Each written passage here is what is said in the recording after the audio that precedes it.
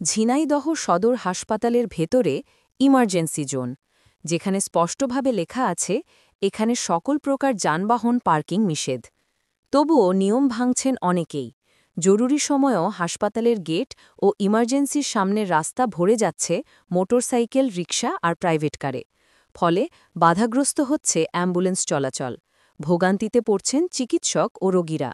হাসপাতালের তত্ত্বাবধায়ক মোস্তাফিজুর রহমান জানান, বারবার সতর্ক করার পরও কিছু মানুষ নিয়ম মানছেন না। আমরা প্রশাসনের সহযোগিতা চাই। সচেতন হোক সবাই। একটি ভুল পার্কিং কাউকে বাঁচানোর পথে হতে পারে বড় বাধা। আমার আজকে 1 বছর 1 দিন পূর্ণ হলো।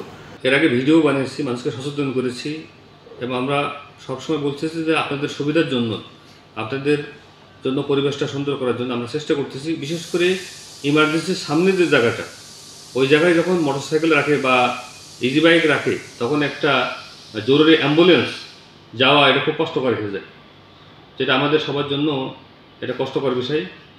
আমরা এই বিষয়ে অনেকবার প্রশাসনের সহযোগিতা কামনা করছি এবং আশা করতেছি প্রশাসন আমাদেরকে আরও বেশি সহযোগিতা করবে।